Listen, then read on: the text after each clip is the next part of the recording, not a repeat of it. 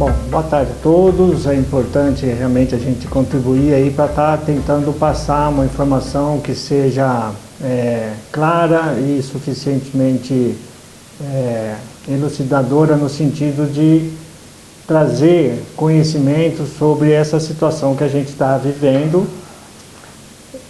O coronavírus é um vírus de transmissão respiratória que surgiu.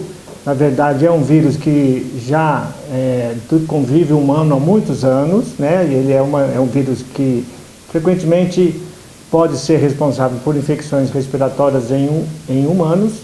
Na maioria das vezes são infecções bastante leves, que muitas vezes as pessoas acabam nem procurando o serviço de saúde.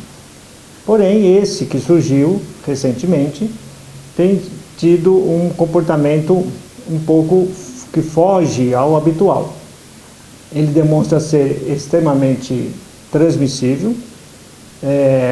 Isso faz crer que ele pode ter um período de transmissibilidade até anterior ao início dos sintomas. Isso é uma das hipóteses que está sendo investigada. E ele tem tido um comportamento fora do comum em pessoas com mais idade.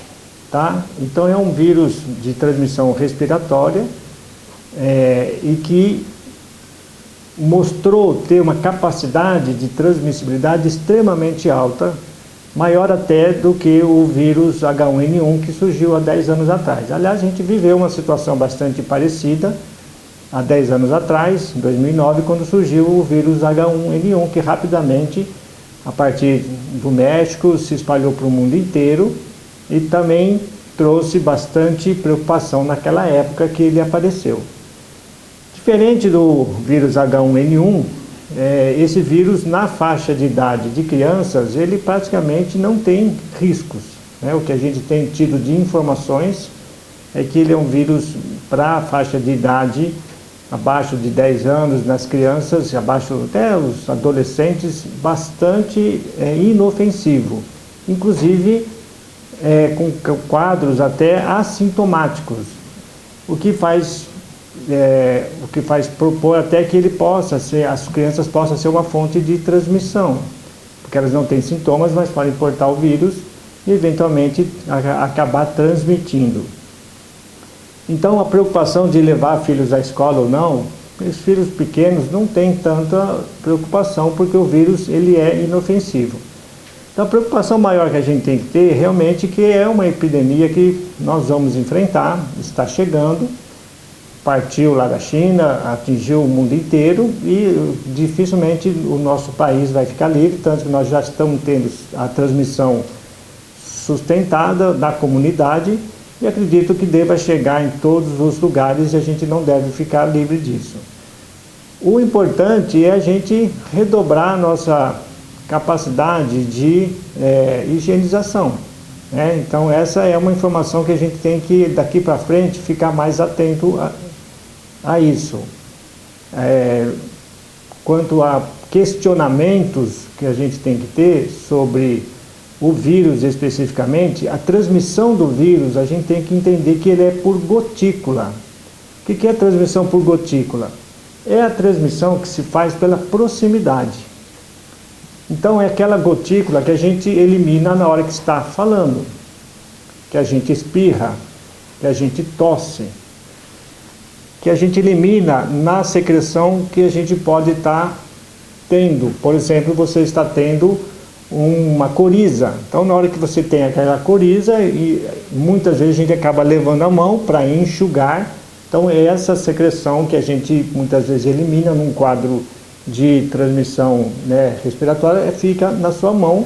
Se você põe isso em bancada, em canetas, em celulares, em qualquer objeto, em portas, em maçanetas, você vai estar transmitindo para aqueles lugares vão estar contaminados com o vírus. Então a gente precisa entender que a transmissão se faz pela proximidade. A gotícula ela é pesada, ela vai a poucos metros, no máximo 2 metros, é de 1 a 2 metros.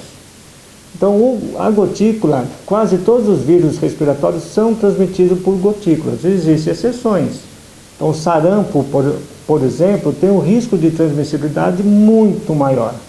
Enquanto uma pessoa transmite para 18, 20 pessoas o sarampo, no caso do coronavírus, do H1N1, a transmissão é feita apenas para 4, 5 pessoas.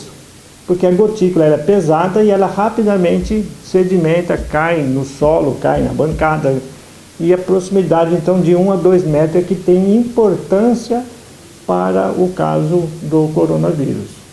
E é isso que a gente tem que estar então alerta com relação à proximidade e ao comprimento, né, essas situações de exposição que a gente vai ter. O período de transmissibilidade ainda não está muito bem definido.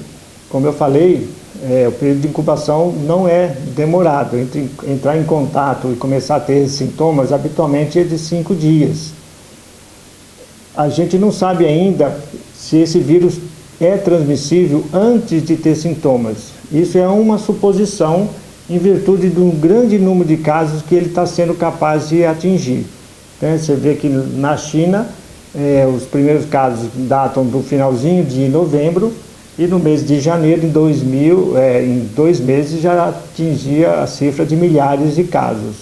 Então existe uma suspeita de que esse coronavírus, que é uma mutação, que ele veio de algum animal e que começou a infectar o homem, e no homem ele sofreu uma mutação e passou a ser de transmissão de pessoa a pessoa, ele possa eventualmente ser transmitido até 1 ou 2 dias antes do início dos sintomas. Os sintomas são clássicos de síndrome gripal. Então, a pessoa que começa a ter sintoma pode ter febre.